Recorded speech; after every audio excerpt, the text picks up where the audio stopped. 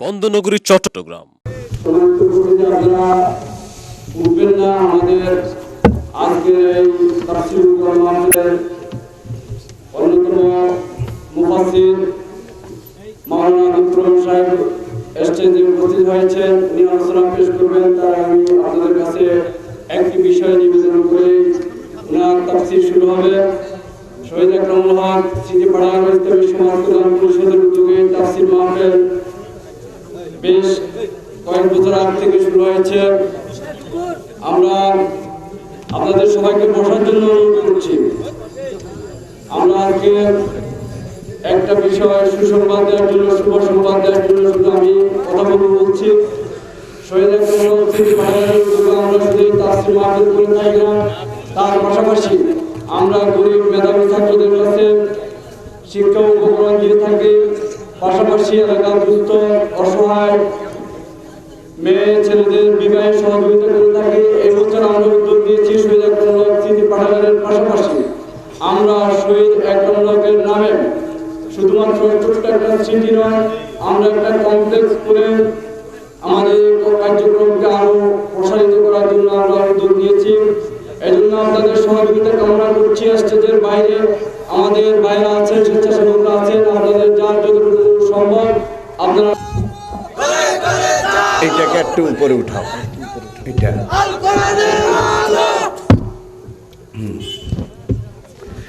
আলহামদুলিল্লাহ আলহামদুলিল্লাহিল্লাযী বিয়াদিহিল মুলকু বাইনাল কাফি ওয়ান নুন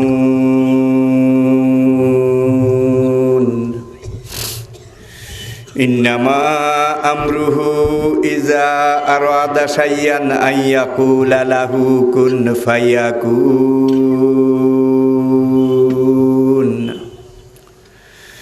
আম্মা বাদু ফাউযু বিল্লাহি মিনাশ শাইতানির রাজীম।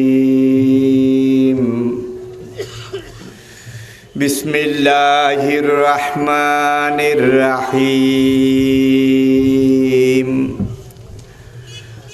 قال الله تعالى في كلامه المجيد والفرقان الحميد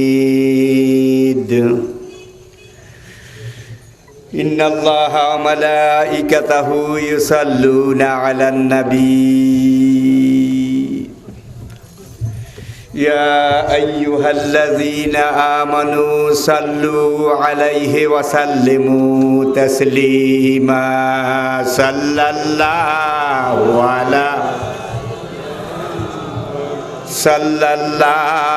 عليه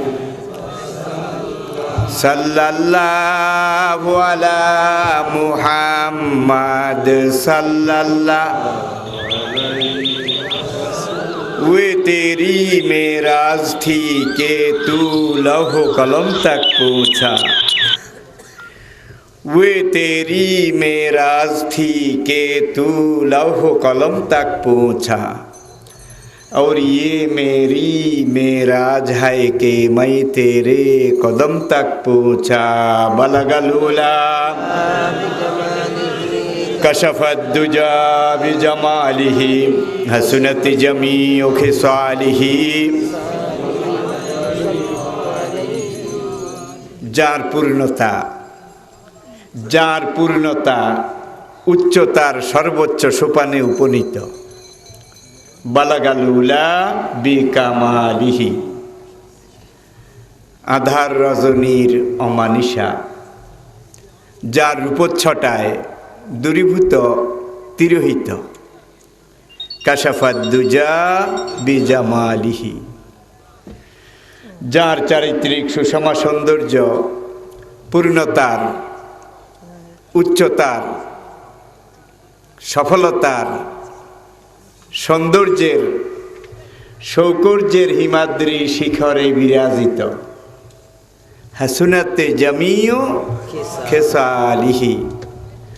সালাম তার উপরে, তার পরিবার পরিজনের উপরে।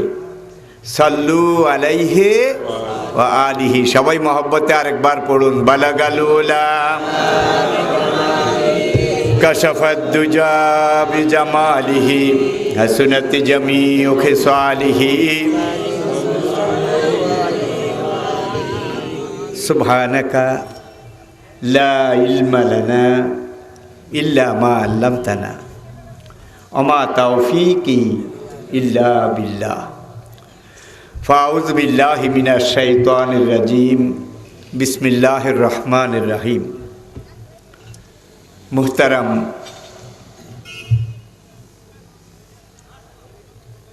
হযরত সদরুল মুহতারাম সভাপতি সাহেব,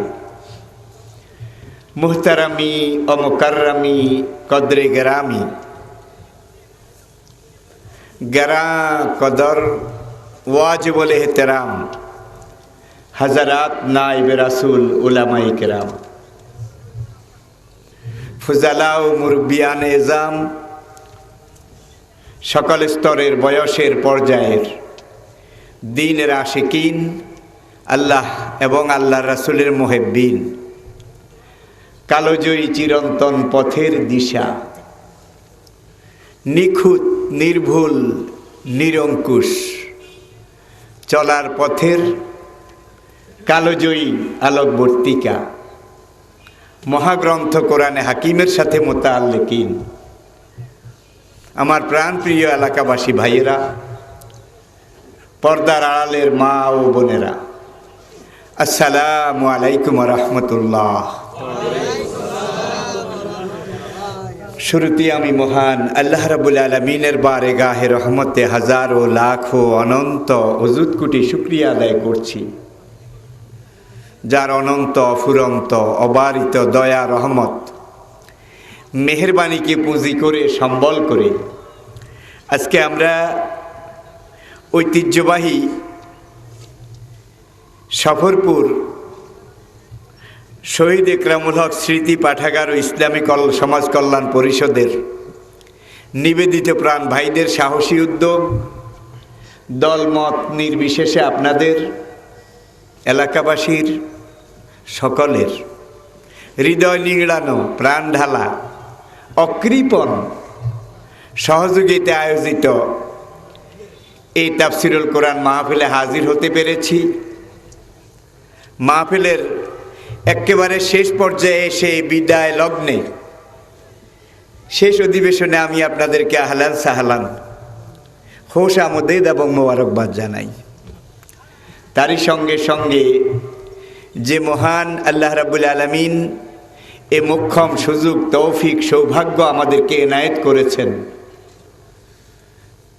সংক্ষিপ্ত সীমিত স্বল্প পরিসরে আমার একান্ত সীমাবদ্ধ আলোচনার শুরুতে আসুন আমরা একবার আল্লাহ পাকের শুকরিয়া আদায় করি। রাজি আছেন?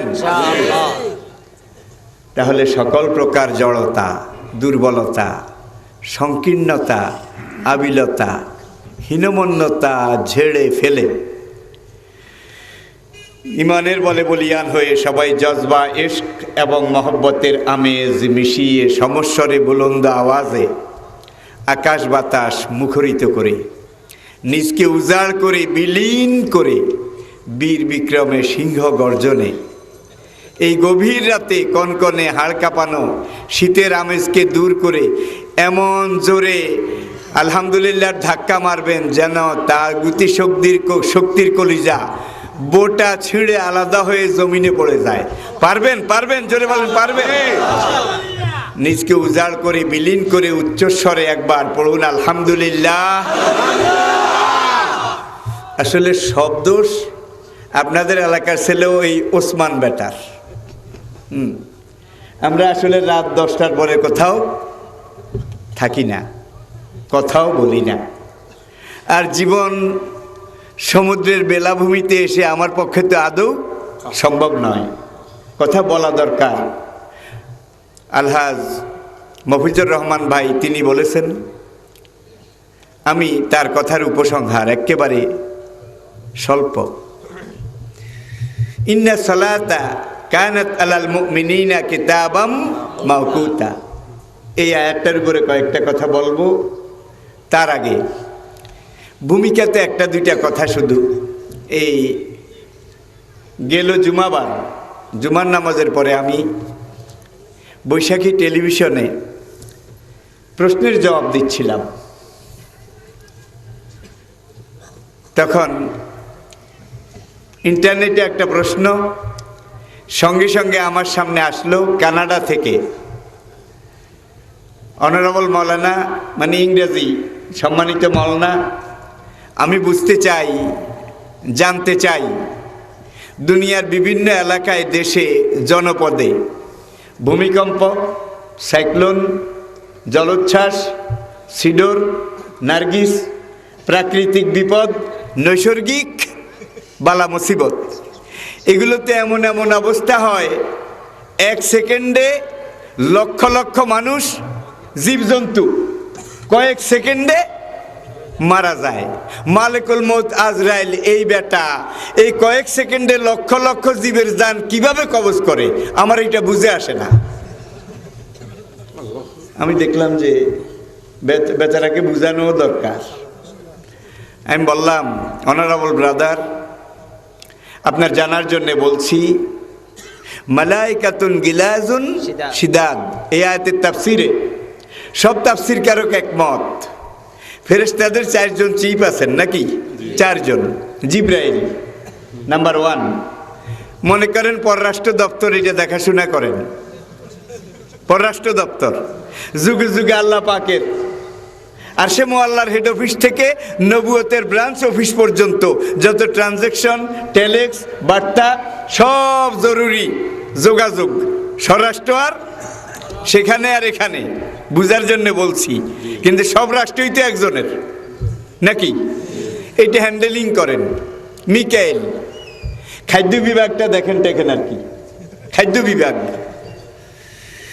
এটা বলতে গিয়ে আমি বললাম, সেই মিকাইলের অবস্থানটা একটু বুঝুন।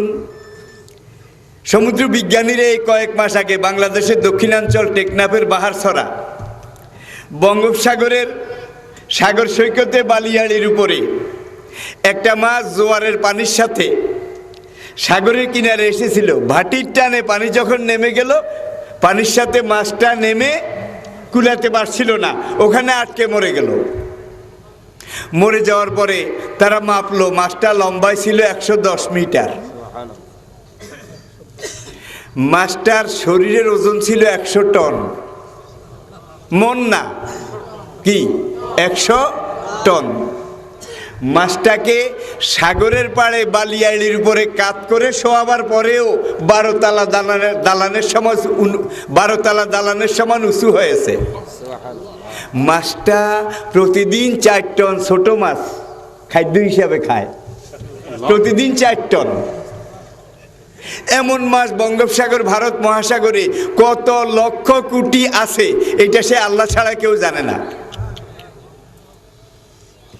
প্রতিদিন 4 টন খায় এমন মাছ লক্ষ কোটি যখন আছে। এখন ওই খাদ্যমন্ত্রী বোধহয় মাছকে ডেকে একদিন বলেছে, বেশি করে শ্যাওলা খান, মাছের উপর চাপ কমান। কি বলছে? কারণ মাছ এইভাবে খেলে আর কতদিন কুলাবে। সুতরাং মাছের উপরে চাপ কমাবার জন্যে আপনারা বড় মেয়ারা শ্যাওলা একটু বেশি করে খান। মাছের এটা বলা লাগেনি।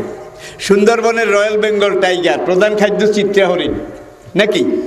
পুকুরের বোয়াল মাছ, ওর প্রধান খাদ্য পুঁটি মাছ, ঠিক না? শোল মাছ, গজাল মাছের প্রধান খাদ্য ছোট ছোট এই পুঁটি মাছগুলো।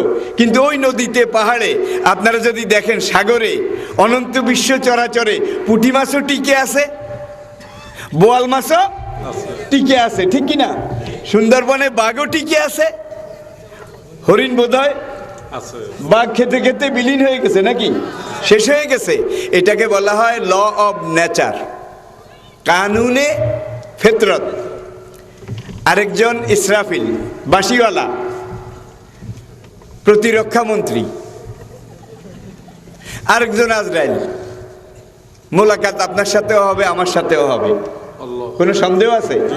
ভিসার মেয়াদ শেষ হয়ে যাবে, আর সে মোয়াল্লা থেকে খুরুজ সিল, কি আউটপাস, এখানে আর থাকা যাবে না। ট্রানজিট ক্যাম্পের মেয়াদ কি শেষ। এবার তোমাকে অনন্ত জীবনের হোল্ডিং সেকশনে গিয়ে হোল্ড করতে হবে, অবস্থান করতে হবে। সুতরাং এখান থেকে বিদায়। লিকুল্লি নাফসিন আজাল ফাইজা জা আজালুহুম লা ইস্তাখিরুনা সাআতাও ওয়ালা ইস্তাকদিমুন। প্রত্যেকের ভিসার মেয়াদ সিল দিয়ে আরশে মুআল্লা থেকে বোধহয় কনফার্ম করে দেওয়া হয়নি। মেয়াদ ফুরাবার 1 সেকেন্ড আগেও ধরা হবে না, মেয়াদ ফুরিয়ে গেলে 1 সেকেন্ড বিলম্ব করা হবে না। এই যে 4 ফেরেশতা, আল্লাহর ফেরেশতার সংখ্যা কিন্তু আল্লাহ ছাড়া কেউ জানেন না। এর এক একজন মালায়েকাতুন গিলাজুন শিদাদ। হুজুর বলেন জিবরাইলকে আমি তার আসল সুরতে 3 বার দেখেছি। প্রথম হেরাগিরি গুহার পাদদেশে আমি দেখলাম তার মস্তক 7 তবক আসমানের উপরে, তার পদযুগল 7 তবক জমিনের নিচে। আল্লাহু সেত্তু মেয়াতে আজনে হাতিন, জিবরাইলের শরীরে আমি 600 পাখা দেখেছি। এক একটা পাখা মিনাল মাশরিকে ইলাল মাগরিব। তার একটা পাখা দিয়ে জিবরাইল যদি আস্তে করে আলগোসে মৃদু একটু দোলা দেয় তাহলে এভারেস্ট এবং আটলান্টিক মহাসাগর সমান হয়ে যাবে। আর এই আজরাইলের শারীরিক গঠনের তুলনায় মাশরিক, মাগরিব, শিমাল, জুনুব পুরা দুনিয়াটা একটা কোয়ার্টার প্লেট। হাফ প্লেটও না, ফুল প্লেট তো না, কোয়ার্টার প্লেট। তার শারীরিক গঠনের তুলনায় আর কি। আপনার বাড়িতে যদি কোনো মেহমান আসে, মেহমানকে খাওয়ার জন্যে মেহমানদারি হিসেবে একটা ছোট্ট পিরিচ প্লেটে করে আপনারা বিভিন্ন ফল টল দেন না? ওই কোয়ার্টার প্লেটটার এখানে কয়েক টুকরা কাটা আপেল, আপেলের পাশে কয়েক কোয়া কমলা লেবু, কমলার পাশে কিছু আনার, নাকি আনারের পাশে কিছু কিসমিয়া আঙ্গুর, আঙ্গুরের পাশে কিছু বিস্কিট, বিস্কিটের পাশে চনাচুর, এইভাবে ভ্যারাইটিস ওই ছোট্ট প্লেটে রেখে দিয়েছেন। মেহমান এখন ইচ্ছে করলে আপেলের টুকরা একটা একবারে খেতে পারে নাকি পারে না? আঙ্গুর একটা একবার খেতে পারে। চানাচুর, এটার মধ্যে আবার ভ্যারাইটিস, চানাচুরের মধ্যে বাদাম একটা, আরেকটা আরেকটা একটা একটা খেতে পারে। মেহমানের সময় কম, খাওয়ার খরচ বেশি, এইবার একটা একটা করে না করে সবগুলা মিলিয়ে এক মুষ্টি একবারে খেয়েছে। আমি বললাম মালিকুল মউত আজরাইল মাঝে মাঝে এইভাবে দরকারে পুরা প্লেট থেকে সব মিলে এক মুঠ খায়। এটা হলো সিডর, এটা হলো ভূমিকম্প, এটাতে একটা খাইতে যা, লক্ষ কোটি খাইতেও তা। বোধহয় পারে না কি? লোকটা সঙ্গে সঙ্গে আবার ইন্টারনেটে আমাকে মেসেজ পাঠালো, মাওলানা ইসলাম যে এত সুন্দর, এত যৌক্তিক, আসলে এর আগে আমার জানা ছিল না, এর আগে আমার জানা ছিল না। ভূমিকা আর বলবো না। পিঁপড়ার শরীরের ওজন কদ্দুর না মাপলে বলা যাবে না। একটা পিঁপড়া তার শরীরের ওজন যে দূর, তার 40 গুণ বেশি ওজনের ভার বোঝা একজনে একা নিতে পারে। আপনি পারেন কদ্দুর? আপনার শরীরের ওজন যে দূর, আপনার মাথার মগজের ওজন তার 40 ভাগের 1 ভাগ। আপনার দেহের ওজন যদি 60 কেজি হয় তাহলে এখানে আছে 1.5 কেজি। কি আসল মাল? আসল মাল। হাতি তার দেহের ওজন যে দূর, মাথার মগজের ওজন তার 1000 ভাগের 1 ভাগ। যার জন্য এই বিশাল হাতির পিঠে 40 ভাগের 1 ভাগ মগজ, দেমাগ, বুদ্ধি, বিবেক বিশিষ্ট ছোট্ট পিঁপড়ার মতো মানুষটা যখন উঠে, হাতি মনে করে আমার পিঠে যখন উঠেছে ও বোধহয় আমার চাইতে বিশাল বিরাট সাড়ে সাংঘাতিক একটা কিছু হবে টবে। যার জন্য সে ভয়ে একেবারে এইভাবে চিমটায় যায়, সংকুচিত হয়ে যায়। মাহুদ ডাইন পাও দিয়ে ইশারা করে গোলামের গর্দানটা এইদিকে ঘুরিয়ে দেয়, বাম পাও দিয়ে ইশারা করে এইদিকে ঘুরে যায়। আর রব্বুল আলামিন তার কুদরতে হাতির দেহটাকে 2টা কান দিয়ে এমনভাবে ব্যারিকেড করে দিয়েছে, চোখ 2টা ছোট ছোট। হাতি জিনিসটা কি, সিজ খান কত বড়, এটা দেখার সুযোগ মালিক হাতিকে দেয় নাই। কান দিয়ে দেওয়াল দিয়ে দিয়েছে, যার জন্য শরীর দেখে না। হাতি ডান দিকে তাকাইতে হলে পুরা দেহ, ঠিক কিনা বলেন? কিন্তু সে যে মালটা কি, ঢাকাইয়াদের ভাষায় কত বড় খাসা মাল, এটা যদি বুঝতো তাইলে সঙ্গে সঙ্গেই তোর মতো একটা চুনোপুটি পিঁপড়া আমার পিঠে উঠবি আর মাতবারি করবি, তোকে এক হাত দেখায় ছাড়বো। ঠিক কিনা বলেন? আর হাতির মাথার মগজের ওজন যদি আপনার মতো 40 ভাগের 1 ভাগ হইতো, তাহলে বুদ্ধিতে সে আপনার সাথে ফাইট করতো। ঠিক কিনা? এখন পুঁজি কম, পুঁজি হলে 1000 ভাগের 1 ভাগ, আপনার পুঁজি হলো 40 ভাগের 1 ভাগ। বাবুই পাখি চিনেন তো? পাতা চিকন চিকন করে চিরে তাল গাছ নারকেল গাছের ডগাতে বাসা বুনে। ওরা কোন পলিটেকনিক্যাল কলেজে পড়েছিল? কোন ইঞ্জিনিয়ারিং কলেজে লেখাপড়া করেছে বলেন? সিডোর ঘূর্ণিঝড় 200 কিলোমিটার বেগে ঝঞ্ঝাবায়ু, কিন্তু বাবুই পাখির বাসা দেখা যায় বুনন গাছুনি সব ঠিক আছে, বিল্ডিং উড়াই নিয়ে গেছে, কিন্তু ওদেরটা গিরা কিন্তু একটাও নাই। আল্লাহর কসম নাই। গিরা কেমনে দেয় ওরা জানেও না। বিনা গ্রন্থিতে এমনভাবে সে বাসা বুনেছে, আপনি টান দিয়ে বাসার একটা খড় আস্ত বাইর করেন তো পারবেন? বুননের সেখান থেকে নিচের দিকে 8 আঙ্গুল নামার পরে মাঝখানে সে এইভাবে বাসার এই পাশ ওই পাশ একটা দেওয়ালের মতো বানায়। এটা হলো বিল্ডিং বড় হয়ে গেছে, গাঁথুনি নাগাল পাওয়া যায় না। এইবার গাঁথুনি বড় করতে হলে মই একটা দরকার, এটা হলো মই চঙ্গা। এখানে বসে এই দিকটা বানায় মানুষের কোষের মতো বানাইয়া, তারপরে এখানে এইটাকে ভালো করে নিচের দিকে আরো বড় করে এইটাকে একটা ছোট্ট রুম করে, এটা বেগম সাহেবার রুম। ঠিক এইটার অপোজিটে মাঝখানের এই দেওয়ালের বাম দিকে ওই পাড়ে আবার আরেকটা রুম করে। এই রুমটা হইলো গোল আর নিজের রুমটা হইলো 4 কোনা। এটা হলো সাহেবের রুম, বেডরুম। আর বেগম ওখানে ডিম দেয়, তাও দেয়, বাচ্চা ফুটায়, প্রত্যেকে নিজের জগতে আছে। এখান থেকে নিচের দিকে এসে 2 আঙ্গুল নিচে আবার আরেকটা রুম আছে, যেটা ওই 2 রুমের মাঝখানে। এইটা হলো গেস্ট রুম। কেউ দেখা করতে আসলে বেগমকেও ডিস্টার্ব করে না। নিজের ওই ইনডোর কি হেরেম নিজের ওই হেরেমের ভিতরে বেগানা কাউকে এন্ট্রেন্স প্রবেশাধিকার অনুমতি দেয় না। বাইরে এসে এই রুমে বসে ট্রানজ্যাকশন, লেনদেন, কথাবার্তা এটা সেরে আবার ভিতরে যায়। প্রাণী বিজ্ঞানীদের পরীক্ষায় তারা স্বীকার করেছে বাবুই পাখির বাসা এইভাবে ধারালো দাও দিয়ে কেটে দেখা যায় ভিতরে মাটির ডিবি, এখানে একটা, এখানে একটা, এখানে একটা, এখানে একটা। একদল প্রাণী বিজ্ঞানী বলেছে বাতাসে যেন বেশি না নড়ে, এই জন্যে এগুলা ওই যে কুমারিয়ার বাসার মতো কাদামাটি দিয়ে এখানে একটা, এখানে একটা। আবার এই মাটির এই বাসাগুলোর মধ্যে ছোট ছোট জাজরির মতো ছিদ্র। এরপরে দেখে যে একটা বাস্তু কেটে এই প্রত্যেকটা মাটির ডিবির বাসার ভিতরে 3টা বা 4টা জোনাকি পোকা। জোনাকি পোকার খাদ্য কি সেটাও বাবুই পাখি ঠোঁট দিয়ে ওই ছিদ্রের ভিতর দিয়ে সেখানে দিছে। বাচ্চা যখন ডিম থেকে ফুটে খাওয়ার দরকার হয়, জোনাকি পোকা নিজের বাচ্চার জন্যও খানা আনে, আর জোনাকি এক এক জায়গা থেকে ধরে এনে একটা ছিদ্র বড় রাখে। বড় ছিদ্রটা দিয়ে ওই জাজডির বাসার ভিতরে ঢুকাই দিয়ে পায়ে করে আবার কাদামাটি আনে, সঙ্গে সঙ্গে পায়ে থেকে কাদামাটি ঠোঁটে নিয়ে বড় ছিদ্রটা বন্ধ করে দেয়। ছোট ছিদ্রগুলা বাইরের দিকে এইভাবে মুখ করে থাকে, মানে ওর বাইরে হওয়ার যে গেট এটা বন্ধ। বেটা তোকে ভাগতে দেওয়া যাবে না, তোর সাহায্য এখন আমার খুব দরকার।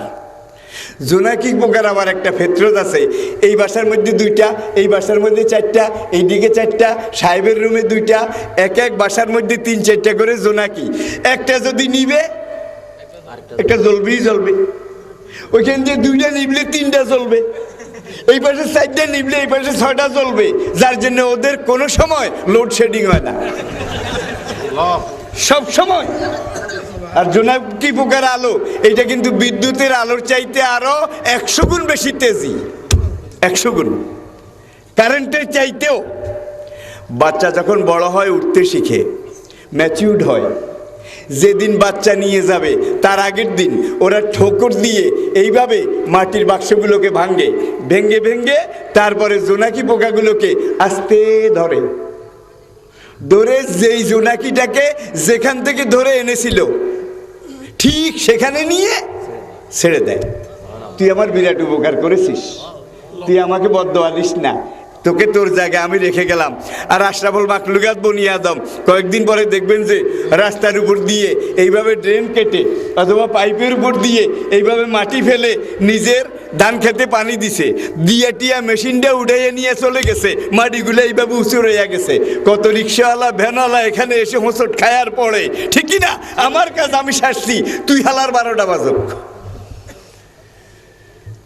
কিন্তু এখানে একটা জিনিস প্রণিধানযোগ্য, বর্তমান দুনিয়াতে 650 কোটি মানুষ আছে।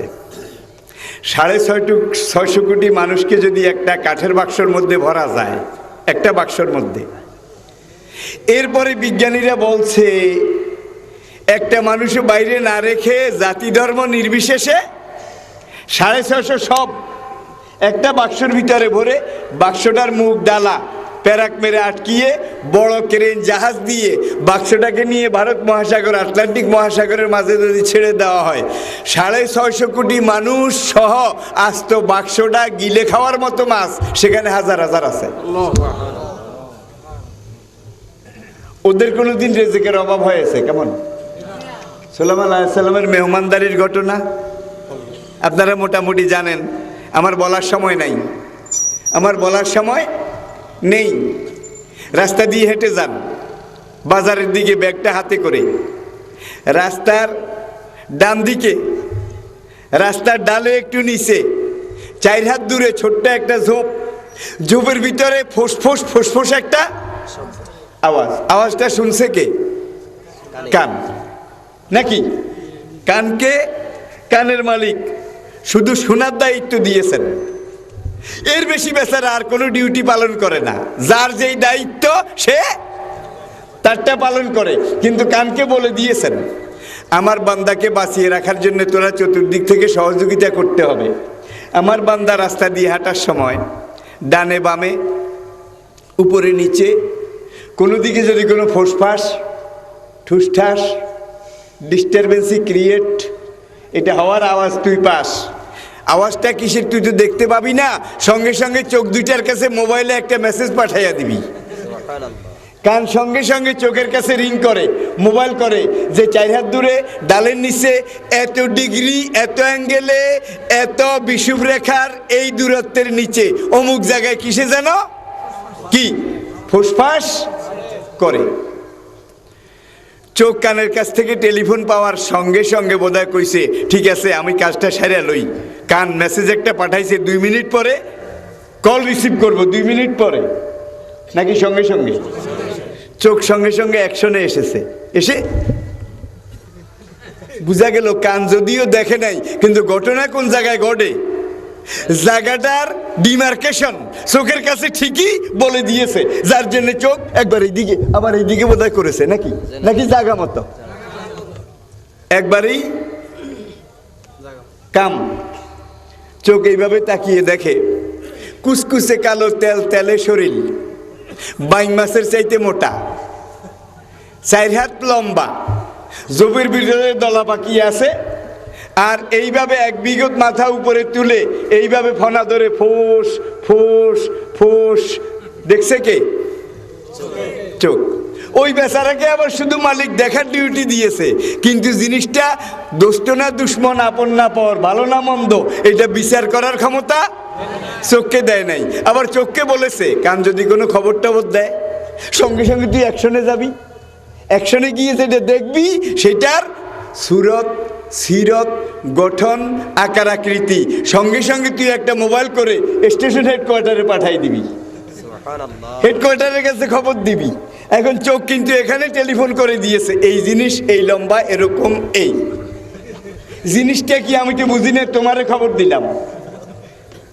ব্রেন কিন্তু সাপ দেখে নাই, কি চোখ যেই যেই গঠন টঠন সুরত টুরুত বলেছে এমন যদি হয় তাহলে তোর জন্মের শত্রু। বিলাতে একবার লন্ডন জুতে দেখেছিলাম Indian and Bangladeshi cobra, the most dangerous snake's of the world, the most dangerous snake's of the world, দুনিয়ার সবচাইতে বিপজ্জনক মারাত্মক সাপের এইটা একটা। দেখলো চোখ, রায় দিল বিবেক, মাথা। মাথা কিন্তু শুধু সিদ্ধান্ত নিতে জানে তোর জন্মের শত্রু। এখন মাথার সঙ্গে সঙ্গে সিদ্ধান্ত নিল বাঁচতে হইলে তাড়াতাড়ি দৌড় দেওয়া দরকার। দৌড় দেওয়ার ক্ষমতা আবার মাথার নাই। মাথার সঙ্গে সঙ্গে পাও দুইটার কাছে আবার রিং করেছে, টেলিফোন করে মোবাইলে জানাই দিয়েছে বেটা এখনো খাড়াইলিস, বাঁচতে হইলে দে দৌড়। মাথার কাছ থেকে যখন পাওয়া রিং পেয়েছে সঙ্গে সঙ্গে দিছেন দৌড়। ইমানদারি বলুন, এই ফোঁস শব্দ শোনার আর এইভাবে দেখার কয় মিনিট পরে দৌড় দিছেন? কি মাঝখানে কাজ এগুলো বোধহয় হয় নাই। وجعل لكم السماء والأبصار والأفئدة قليلا ما تشكرون إن السماء والأبصار والأفئدة কুল্লুন উলাইকা কানা আনহু মাসউলা। এই যে এত ডিউটিফুল ইউজফুল উপকারী অঙ্গ প্রত্যঙ্গগুলো দিলেন, এগুলোর একটা হিসাব হওয়া দরকার না? হাসরের দিনে এটার একটা হিসাব বোধহয় হওয়া দরকার না, নাকি? গরু আপনার ডাল খেত, আপনার অসুবিধা হয়? সকালবেলা গোয়াল ঘর থেকে রশিটা খুলে হাতে করে ডাল ক্ষেতের কিনারে গিয়ে গরুর কানের কাছে মুখটা নিয়ে বলেন, রে গরু, তুই আমার গরু, এইটা আমার ডাল ক্ষেত, আমি ডালগুলো নেব, তোকে খড়ভুসিগুলো খাওয়াবো। আমি মালিক, বাঁচলে তো তুই গরু বাঁচবি। যতদিন বাঁচিস মনে রাখিস এই ক্ষেতের ডাল গাছ খাওয়া তোর জন্য হারাম, মকরুহ তাহরিমি, কবিরা গুনাহ। যতদিন বাঁচবি এই হারাম তুই ভুলেও খাবি না। বারবার বলেন ওয়াজের সুরে, ইয়া আইয়ুহাল গরু ইন্নী আকুলু লাকা হাযিহি জিরাতি লা তাকুল মিনহা শাইয়ান হাযিহি হারামুন লাক। বলে টলে গরুর রশি সেখানে ছেড়ে দিয়ে আসেন, গরু বোধহয় খাবে না। জোরে বলেন। গরু বলবে এত হারাম হালাল, আপন পর, জায়েজ না জায়েজ, মাকরুহ মুবাহ আমার নিদানে নাই, পুঁথিতে নাই, পাজিতে নাই, বালামে নাই, ডিকশনারিতে নাই। আমার জীবনে সমস্যা একটা, সেটা হলো পেট সমস্যা, আর কোনো সমস্যাই নাই। সুতরাং এই পেট সমস্যা সমাধান করার জন্য সামনে যেটা পাই সেটাই খাই। কার্ল মার্কস বিগত শতাব্দীর শেষ দিকে এসে একখান কথা লিখেছে, সেটা হলো মানুষের জীবনে সমস্যা একটা, এটা হইলো অর্থনৈতিক পেট সমস্যা। এইটা ছাড়া আর কোনো সমস্যাই নাই। ডাস ক্যাপিটালের মূল কথা। কার্ল মার্কসের ওস্তাদ ফ্রয়েড তিনি আরেকটু উপরে গেলেন যে, শিষ্য তুমি বুঝলা না, মানব জীবনের আসল সমস্যা পেট সমস্যা নয়, এর চাইতে আরো বড়, আরো প্রয়োজনীয়, আরো বিরাট, আরো জটিল একটা সমস্যা আছে। সেটা হলো পেটের 8 আঙ্গুল নিচে একটা বিশেষ অঙ্গ আছে। বুঝতে পেরেছেন বোধহয়? এটা লালন পালন ধারণ বাস্তবায়ন, লালন পালন ধারণ বাস্তবায়ন, এটাই মানব জীবনের মূল প্রতিপাদ্য বিষয়। মানুষ দুনিয়াতে এটার জন্যই এসেছে, এটা ছাড়া মানুষের আর কোনো ফাংশন নাই। তাইলে একজনে কইল পেট, আরেকজনে কইল, আমি মাপসে নিচ্ছি, ঠিক কিনা? এখন ওই গরুর মধ্যে যেটা বিচিওয়ালা অর্থাৎ বলদ গরু, ওইটার জীবনের আসল সমস্যা কিন্তু পেটের চাইতেও বড়। ওইটা ছাগলের মধ্যে যেটা বিচিওয়ালা, ওর পেট সমস্যার চাইতে বড় সমস্যা কোনটা? কার্ল মার্কস বানাইলো পাইকারি গরু, আর কার্ল মার্কসের উস্তাদ ফ্রয়েড তিনি বানাইলেন গরু তো গরু, দামড়া গরু, ছাগল তো ছাগল, পাঠা ছাগল। তাদের তরিকে সবক নিয়ে এই কয়েক বছর আগে বাংলাদেশের এক পড়ার মুখী জরায়ুর স্বাধীনতা চাই। জরায়ুর গাই গরুর জন্য দেশের সব বলদের সামনে দুয়ার খোলা, ঠিক কিনা? সুতরাং একটা দুধের গাই কেনার জন্য আপনি ফেনী বাজারে গেছেন, যাওয়ার পরে ভালো করে দেখে টেখে গাইয়ের মালিককে বোধহয় জিজ্ঞাসা করেছেন কোন বলদের বাছুর, কি এটা জিজ্ঞেস করছেন? কি জিজ্ঞেস করেছেন? কোন গাইয়ের বাছুর? ওর মা দুধ দিতে মেজাজ কেমন আছিল? ওর মায়ের দুধটা পানসে ছিল নাকি গাঢ় ছিল? খুঁটে খুঁটে যত জীবন বৃত্তান্ত নিলেন কার? একবারও জিজ্ঞেস করছেন কোন বলদের বাছুর? কারণ মায়ের সেক্স ফ্রি ছিল, জরায়ু স্বাধীন ছিল, সব বলদের জন্য সেক্সের দুয়ার খোলা ছিল। এই পোড়ার মুখী আবার কইল পুরুষ যখন 4 বিয়া করে এখন থেকে আমরাও 4 বিয়া করব। দেখি বাধা দেখে গোয়ালা একজন, গাই পালে 4টা। বুঝে নেবেন, একটা কালা, একটা দলা, একটা চিত্রা আর একটা নাড়া দলা। ভালো করে খাওয়ায় টাওয়ায় 4টা গাভী বাচ্চা দিয়েছে। দেওয়ার পরে এখন বড় বালতি একটার মধ্যে গোয়ালা কালাডা দোহাইল, খানিক পরে এই দুধের সাথে দলাডা, একটু পরে লালডা, এইভাবে 4টা টানছে, বালতি টইটুম্বুর ভরপুর। গ্রামের এক লোক বৌদ্ধ কবিরাজ বলছে যে কালা গরুর কালা গাই দুধ না খাওয়াইলে রুগী বাঁচবে না। এখন খবর পাইছেন অমুক গোয়ালার কালা গাভীর দুধ আছে। আপনি গেলেন, গিয়ে বললেন ভাই আপনার নাকি কালা গাই আছে? কয় দুধ কোথায়? কয় এই বালতির মধ্যে। কয় এখান থেকে আমারে কালো গায়ের একটু দুধ দেন। গোয়ালা কয় খাইছে, সব দুধের এক রং। কি সাংঘাতিক জটিল ব্যাপার! কিন্তু গাই যদিও কালা দলা, কিন্তু দুধ কি? দুধ কি? আপনারা বোধহয় বুঝে গেছেন। সেক্স এমন এক জিনিস, কয়েক বছর আগে সিআইএ এর নির্দেশ ক্রমে পেন্টাগনের পক্ষ থেকে আমেরিকার প্রত্যেকটা ক্যান্টনমেন্টে একটা গোপন সার্কুলার পাঠানো হয়েছে এবং সেখানে বলা হয়েছে এখন থেকে সরকারি চাকরি, সামরিক বাহিনী, বিভিন্ন পদে যাদেরকে ভর্তি করা হবে তাদের বায়োডাটার মধ্যে পিতার নাম বাদ দিয়ে মায়ের নাম লিখতে বলা হয়েছে। কারণ পিতার নাম হারিয়ে গেছে, পিতার নাম হারিয়ে গেছে, পিতৃ পরিচয় নাই, ঠিক কি না? আমাদের দেশেরও বায়োডাটার মধ্যে 1500 বছর পর্যন্ত নাম পিতার নাম। এখন আবার কয় না পিতার নামে চলবে না। কি পিতার নামের সাথে মাতার নাম? কয়েক বছর পরে আবার কইব দূর পিতা তো শুধু কুল্লুহুমু সাওয়া সাওয়া, কুল্লুহুমু সাওয়া সাওয়া। তারা দুনিয়াকে আর যা দিয়েছে আমাদেরকে বেহায়াপনা দিয়েছে, মানবতা এটাকে কেড়ে নিয়েছে দানবতা দিয়ে, ঠিক কিনা বলেন? গণতন্ত্রের বদলে মনতন্ত্র, মানবতার বদলে দানবতা, ঠিক কিনা? উন্নতির নামে প্রগতির নামে দুর্গতি, প্রগতির নামে দুর্গতি। অসুবিধা হচ্ছে? আমি আগেই বলেছি আমি নিতান্ত। তাইলে আর একটা উদাহরণ দেই। হাসরুদ্দিন নামাজের হিসাব হবে আগে। প্রথম যে লোকটা নামাজের হিসাবে পাশ করবে, ঠিকঠাক মতো পড়েছে, নামাজের হিসাবে পাশ করবে, ফাসাবা ইউহাসাবু হিসাবাই ইয়াসিরা, আল্লাহ নিজে বলেন তার অন্য সব হিসাব আমি আল্লাহ সহজ করে দেব। নামাজের হিসাবে পাশ করেছে। এখন ফেরেশতারা রব্বুল আলামিন এই একটা লাল দাগ, আল্লাহ কয় থো, এই আরেকটা কয় বাদ দে, এই আরেকটা কয় বাদ দে। হক্কুল ইবাদ আর শিরকি, হক্কুল ইবাদ এবং শিরকি, এই দুইটা ছাড়া নামাজের হিসাবে যারা পাশ করবে, নামাজের মেজরিটি থাকবে, তাদেরকে আল্লাহ নিজের কুদরতে পাশ করাই দেবেন। সুবহানাল্লাহ।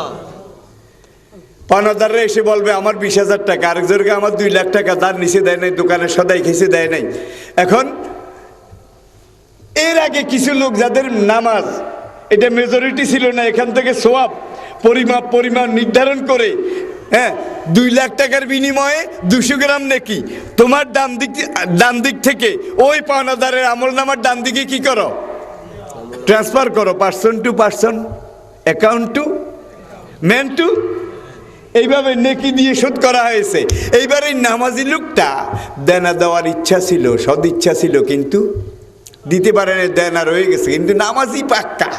এখন আল্লাহ কুদরতের নজরে দেখবেন যে এই লোকটার এখান থেকে যদি 2 লক্ষ টাকার বিনিময়ে 200 গ্রাম নেকি, বুঝার জন্য বলছি, এখান থেকে যদি ট্রান্সফার করে 2 লাখ টাকাওয়ালাকে দিয়ে দেওয়া হয়, তাহলে এই লোকটার নেকের পাল্লা কি হয়ে যাবে?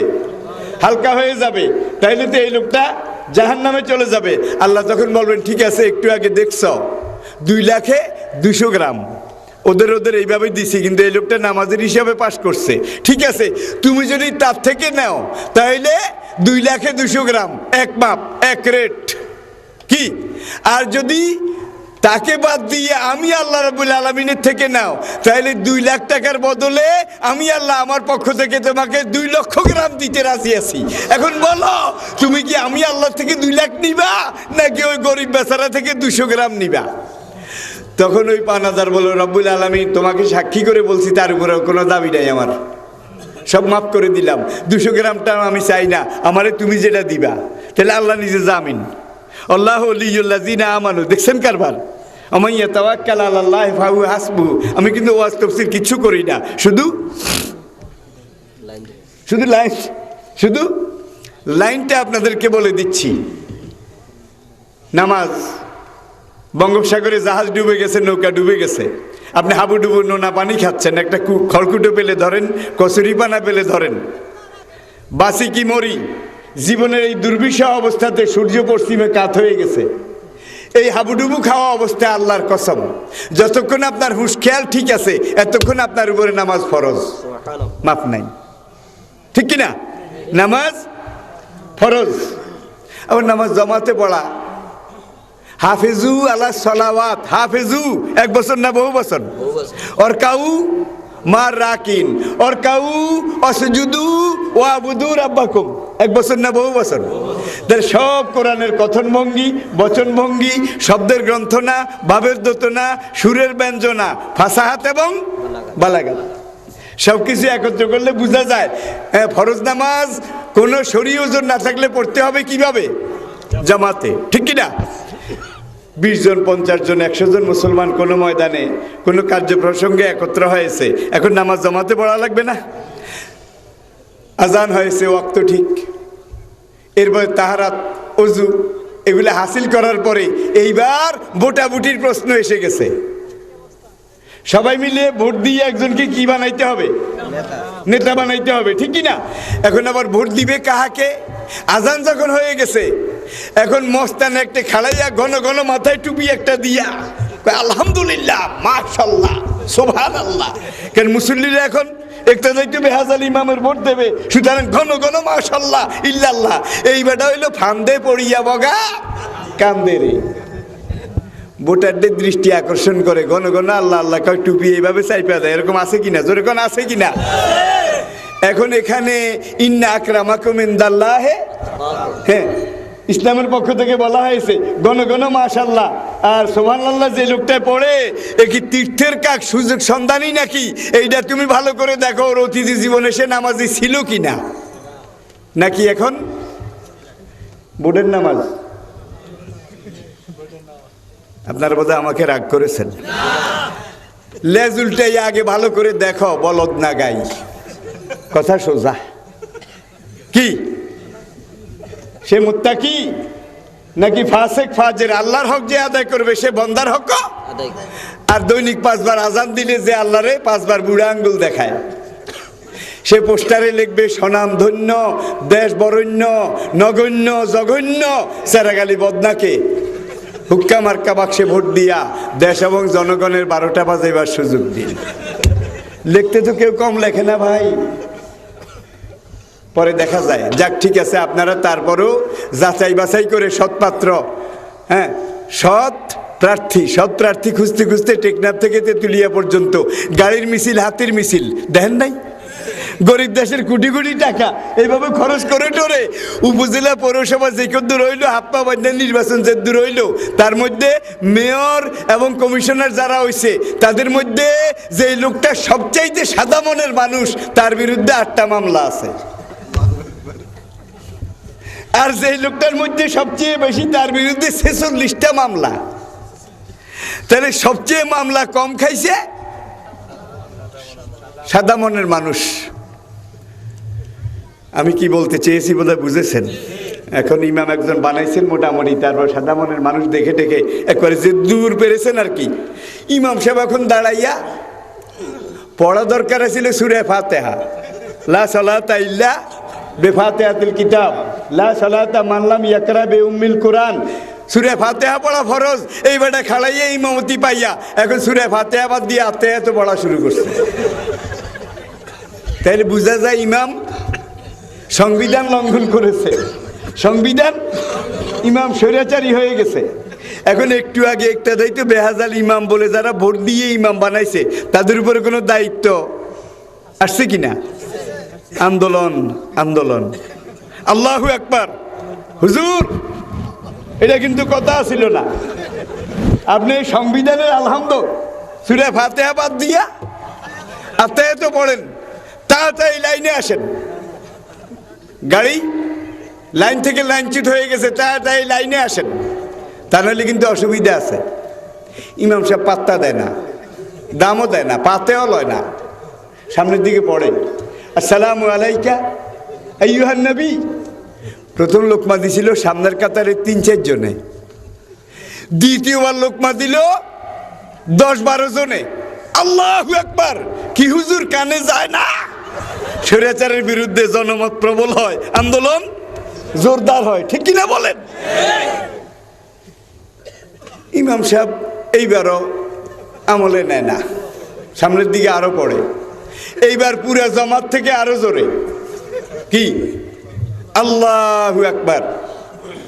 ধাক্কাটা যখন জোরে, অবস্থা বেগতিক, ইমাম সাহেব এইভাবে মুসল্লির দিকে ফিরে বলে, ভাইরা আমার, একটু আগে পুরা জামাতের মুসল্লিরা একটা যাইতো বেহাজাল ইমাম বলে 4 রাকাত এশার নামাজের ইমামতির ম্যান্ডেট দিয়ে আমাকে ইমাম নিযুক্ত করেছে, সুতরাং নির্বাচিত ইমামের বিরুদ্ধে যারা লোকমা দেয় তারা নামাজের শত্রু। এটা বললে আপনারা চুপ হয়ে যাবেন, ঠিক না? জোরে কন, জোরে কন। দেখেন গদি রক্ষা করার জন্য একদিকে স্বৈরাচারী, আরেকদিকে এখন আপনাদেরকে ওয়াজ করে। আবার এই যুগে কিছু ইমাম পাওয়া যায় ক্যাডার নিয়ে হাঁটে, ক্যাডার,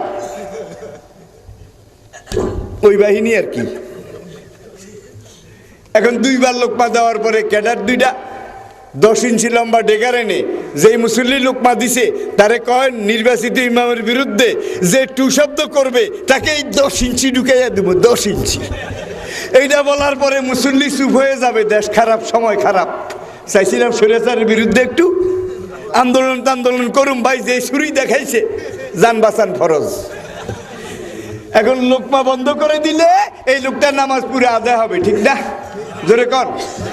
লাউমাতা লাইমিন, কোরআনে পরিষ্কার বলা হয়েছে এই ধরনের 10 ইঞ্চি ডেগার আর লাল চোখ সব নবীরা দেখছে, নবীদের অনুসারীরা দেখছে। কামিন নবীন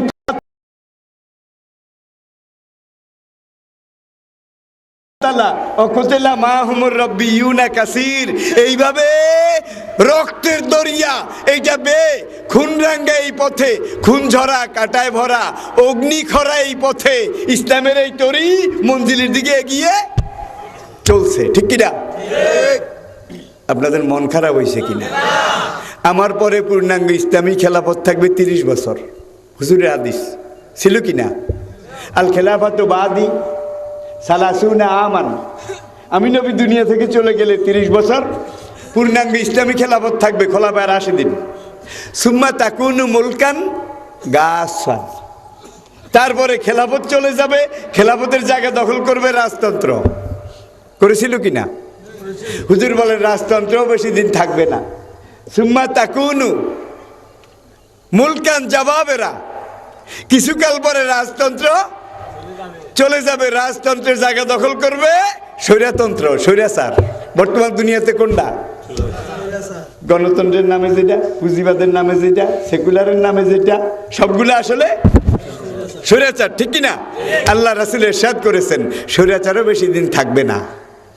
ইতিহাসের কাঠগড়ায় দাঁড়িয়ে এমন এক সময় আসবে স্বৈরাচারও বিদায় নিয়ে চলে যেতে বাধ্য হবে। সুম্মা তাকুনু খেলাফত আলা মিনহাজিন নবুয়ত, স্বৈরাচার বিদায়ের পরেই পুরা দুনিয়াতে নবুয়ত আদর্শের ভিত্তির উপরে পূর্ণাঙ্গ ইসলাম কায়েম হবে, এটাকে কেউ বাধা দিয়ে রাখতে পারবে না। আল্লাহ নবীর এই হাদিস কি আপনারা বিশ্বাস করেন? তাহলে এখন 3rd স্টেজে আসে স্বৈরাচার। স্বৈরাচার বিদায়ের পরেই কি আসতেছে? নবুয়ত আদর্শের ভিত্তিতে ইসলাম আসতেছে, তাও পূর্ণাঙ্গ ইসলামী খেলাফত আসতেছে। এটা কি আপনারা বিশ্বাস করেন? আপনারা সহযোগিতা করলে আসবে, বিরোধিতা করলে বোধহয় আসবে না, জোরে কন। সহযোগিতা করলেও আসবে, বিরোধিতা করলেও আসবে। জান বাঁচান ফরজ কইয়া ইতিকাফে বসলে বোধহয় আসবে না। কোরআনে 3 রকমের মানুষের কথা বলা আছে, সূরা মুমিনুন, সূরা কাফিরুন, সূরা মুনাফিকুন। এই দুনিয়ার বাজারে 3 রকমের মানুষের বাইরে আর কোনো মানুষে নাই, হয় মুমিনুন, নয় কাফিরুন, নয় মুনাফিকুন। ঠিক কিনা বলেন? এখন আপনি যদি বলেন জান বাঁচান ফরজ, সময় খারাপ, চাইছিলাম একটু আন্দোলন করুম, কিন্তু যেই দমক দিছে আর যেই ছুরি দেখাইছে, মৌতের ফয়সালা এখানে ওই মস্তানের কাছে হয় নাকি আসমানে হয়? জোরে কন, জোরে কন। এই ইমান যার আছে পুরো দুনিয়া মিলে চেষ্টা করলে একজন মোমেনকে মারতে পারবে না, ঠিক কিনা?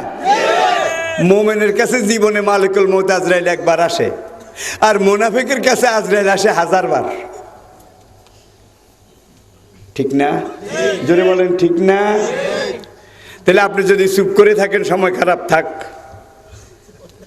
আপনি হাসরের দিন আল্লাহর কসম আব্দুল্লাহ ইবনে উবাইদের সাথে উঠবেন, মুনাফিক। ইন্নাল মুনাফিকিনা ফি দারকিল আসফালি মিনান নার। আবু জেহেল, উতবা, ওলীদ, ফেরাউন, নমরুদ যেখানে যাবে, এই মুসলমান নামদারি মুনাফিক যাবে তার চাইতে আরো 3 ডিগ্রি নিচে। ইসলামী আন্দোলনের যারা বিরোধিতা করবে, মান তাশাব্বাহা বিকাউমিন ফাহুয়া মিনহুম কুল্লু হিজবিন বিমা লাদাইহিম ফারিহুন। তারা ফেরাউনের সাথে উঠবে। যারা ইসলাম কায়েমের বিরোধিতা করবে তারা ফেরাউনের সাথে উঠবে। যারা চুপ করে থাকবে তারা আব্দুল্লাহ ইবনে উবাইয়ের সাথে উঠবে। আর যারা বলবে কি আল কোরআনের আলো ঘরে ঘরে, ইসলাম ছাড়া অন্য কিছু, এইভাবে ইসলামী আন্দোলনের জন্য নিজকে ওয়াকফ করে দেবে, তারা আনামাল্লাহু আলাইহিম মিনান নাবিয়িনা ওয়াস সিদ্দিকিনা ওয়াস শুহাদায়ে ওয়াস সালিহিন। হাসরের কঠিন দিনে আপনারা কি এই 4 পর্যায়ের লোকদের সাথে উঠতে চান?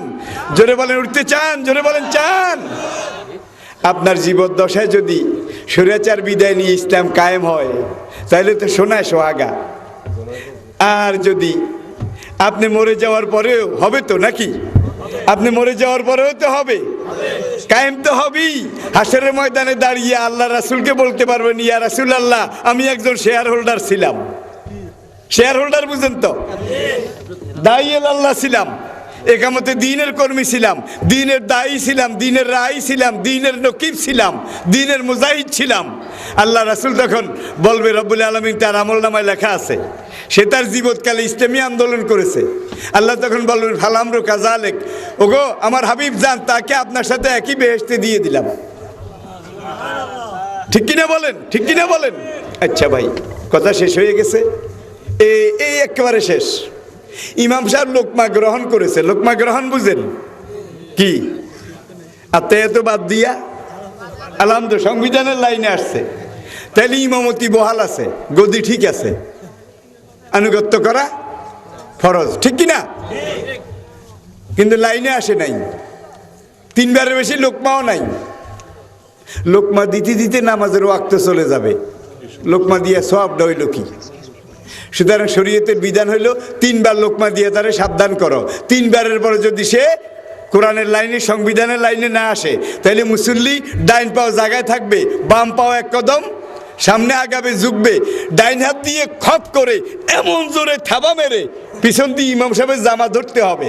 থাবা এমন জোরে মারতে হবে, স্বামী কাজী খান, আলমগিরি, হেদায়া, সরেবেকায়া পর্যন্ত শরীয়ত বিধানের সব কিতাবে লিখছে, এমন জোরে থাবা মারতে হবে স্বৈরাচারী ইমাম যেন বুঝে, বাইরে ভাই যেই জোরে থাবা মেরেছে দেখা যায় নরম হাতে ধরে নাই।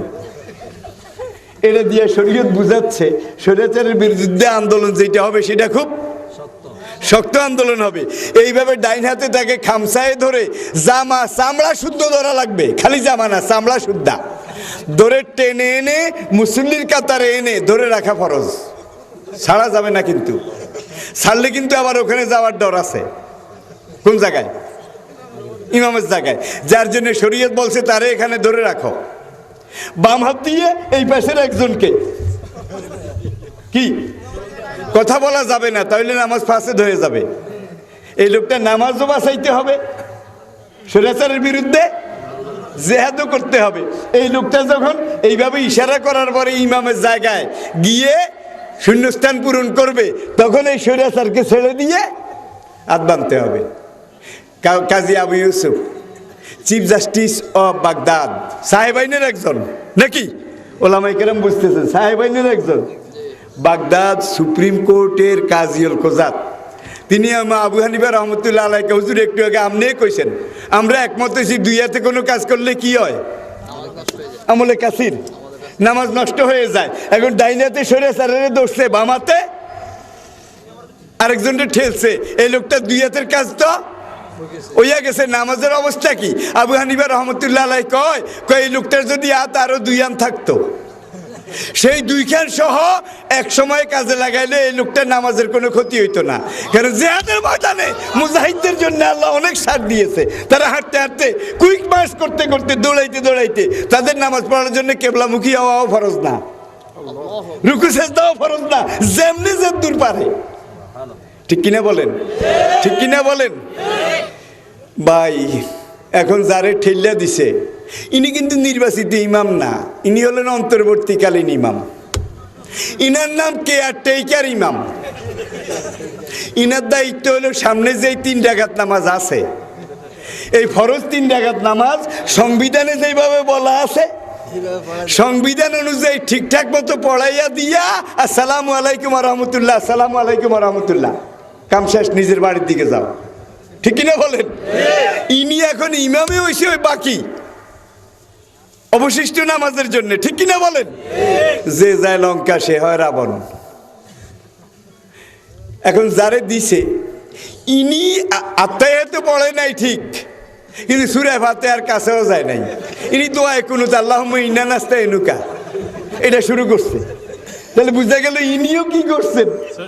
সংবিধান লঙ্ঘন। এনারাও 3 বার লোকমা দেওয়া ফরজ। 3 লোকমায় যদি সংবিধানের লাইনে আসে ইমামতি ঠিক থাকবে, এটা ফরজ। যদি লাইনে না আসে এনারেও ধরা ফরজ। এইভাবে 4 রাকাতে যদি 4 জনরে 4 বার ধরা লাগে, আল্লাহর কসম নামাজ শেষ হওয়া পর্যন্ত এই ধরাধরি ফরজ। ঠিক কিনা বলেন? লোকমা দিলাম, নির্বাচিত ইমাম ফেল করলো, এইভাবে ঠেলে দিয়ে কেয়ারটেকার ইমাম বানাইলাম। এখন যখন ঠেলে দিয়ে অন্তর্বর্তীকালে ইমাম বানাইলাম, এনার 3 রাকাত নামাজ পড়াইয়া দিয়া চলে যাওয়া দরকার ছিল।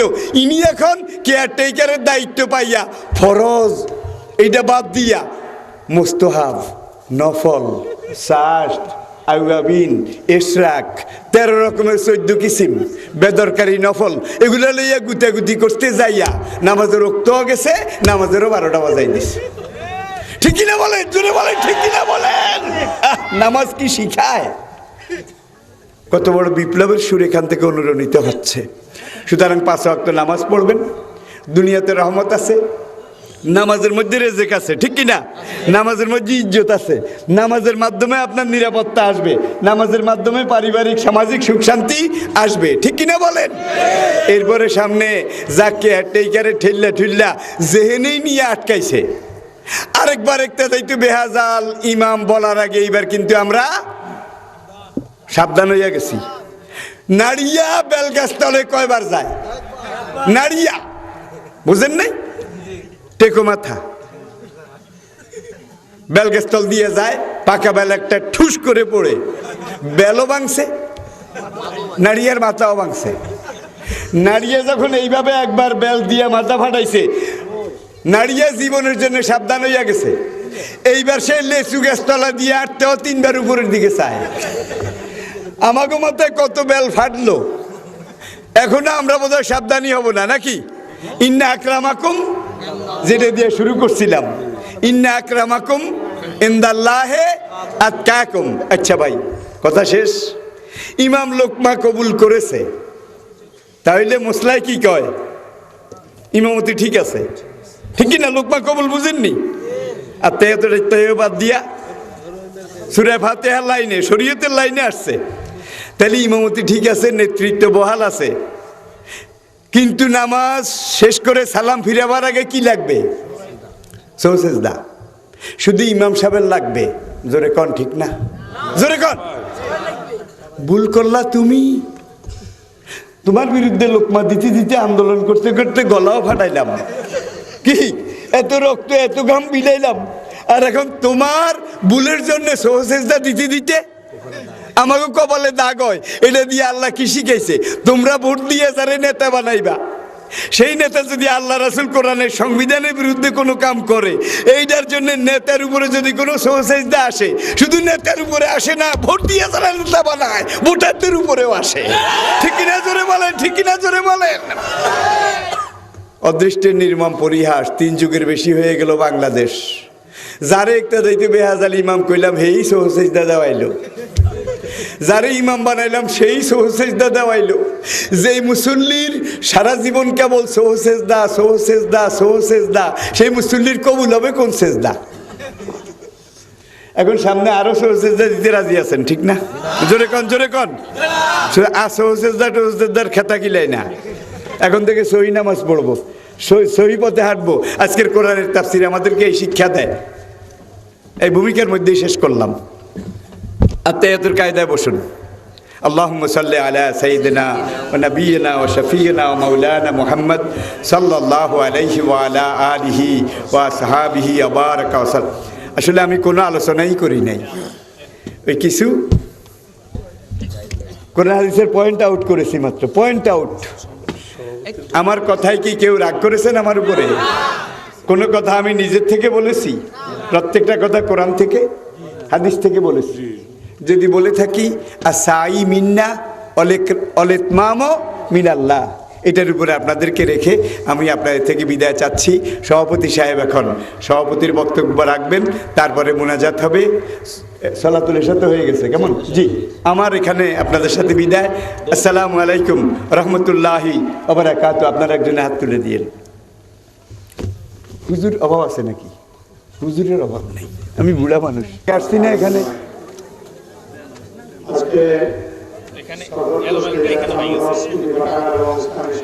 পরিচালক যারা, তারা একটা হিসাব করে চলবে না? আমরা এখন শেষ পর্যায়ে বলেছি বিকেল থেকে এই দীর্ঘ প্রায় 11:30 পর্যন্ত আমরা কোরআন এবং সুন্নাহকে অনেক মূল্যবান আলোচনা শুনেছি। যারা এই আলোচনা করার জন্য দূরদূরান্ত থেকে এসেছেন তাদের সকলকে আন্তরিকভাবে আমরা অভিনন্দন জানাচ্ছি। রব্বানা যালামনা আনফুসানা ওয়া ইল্লাম তাগফির লানা ওয়া তারহামনা লানাকুনান্না মিনাল খাসিরিন। ربنا اغفر لي ولوالدي وللمؤمنين يوم يقوم الحساب اللهم لا تدع لنا ذنبا إلا غفرته ولا هما إلا فرجته ولا دينا إلا قضيته ولا مرضا إلا شفيته ولا مرضا إلا شفيته ولا حاجة من حوائج الدنيا والآخرة إلا قضيتها يا رب العالمين رب ارحمهما كما ربياني صغيرا هذه أحوالنا لا يخفى عليك فارحم على أحوالنا فإنك خير الراحمين اللهم لا تعذبنا بعذابك ولا تهلكنا بغضبك ولا تهلكنا بغضبك وعافنا قبل ذلك اللهم لا تسلط علينا ظالما ولا تسلط علينا من لا يرحمنا اللهم اجعل لنا توفيقا لزيارة بيتك الحرام واجعل لنا توفيقا لزيارة النبي صلى الله عليه وسلم واجعل لنا توفيقا لزيارة النبي صلى الله عليه وسلم اللهم ارحمنا بالقرآن العظيم اللهم ارحمنا بالقرآن العظيم اللهم اجعل لنا توفيقا تلاوته من آناء الليل والنهار يا رب العالمين الله خير حافظا وهو أرحم الراحمين سبحان ربك رب العزة عما يصفون وسلام على المرسلين والحمد لله رب العالمين السلام عليكم ورحمة الله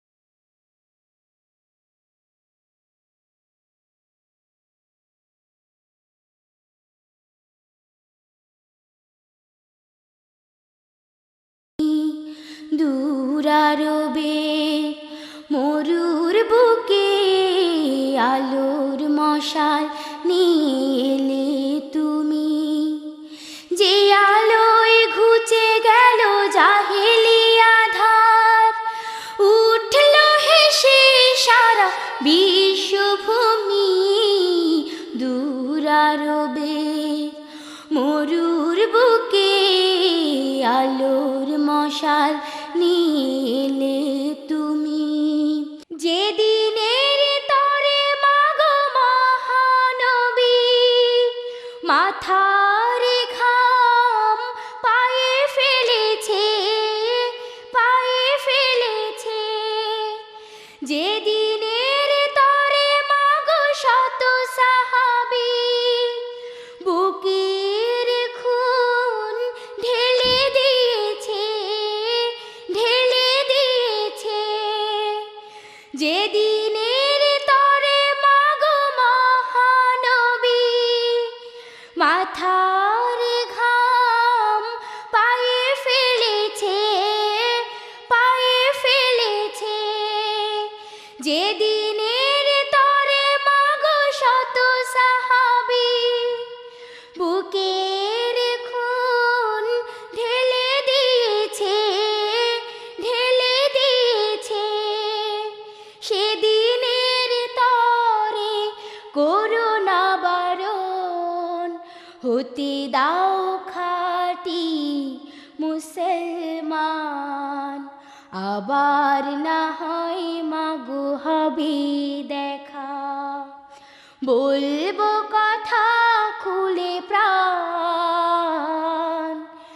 এখন না হয় মাগো দাও না বিদায়, রাখতে দিনের মান। কথার কাজে চাই অপূর্ব মিল, মিল চাই জানার মানাতে। সত্য কথা আর সঠিক কাজে চাই ক্ষণিকের জীবন রাঙাতে। সৎ কাজ এনে দেয় সম্মান আর সত্যের নেই পরাজয়।